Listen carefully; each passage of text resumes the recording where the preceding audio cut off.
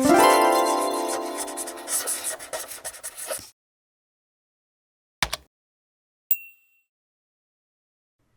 recently made a video on how to add reference images to their own collection in your scene and also how to make them unselectable in your viewport if that's what you're looking for. So I'll link that video at the end of this one. But for this video, I'm going to show you how to make your reference image visible in only your orthographic view.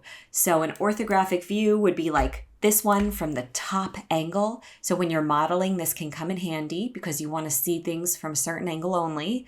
And then when you're in perspective, that would be this view, you won't see the reference anymore because sometimes they can be distracting and you don't always need them.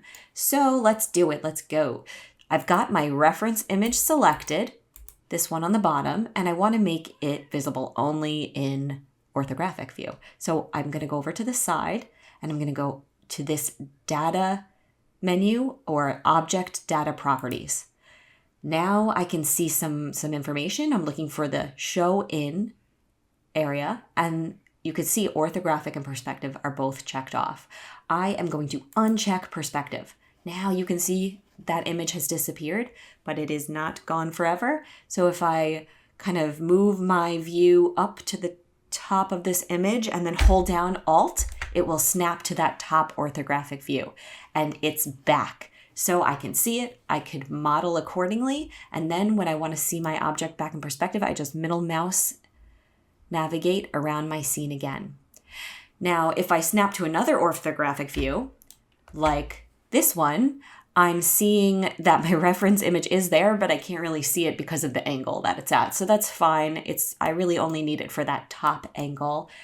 You can also use this side button, this little toggle here, and you can see different angles just by clicking that, and that will take you to orthographic views. Whoop. So that's it. Yeah, this can be really useful for modeling and other things. So I hope that you guys found this helpful. You can always turn back on perspective if you want. Yeah, and just join me for more videos in Blender and beyond.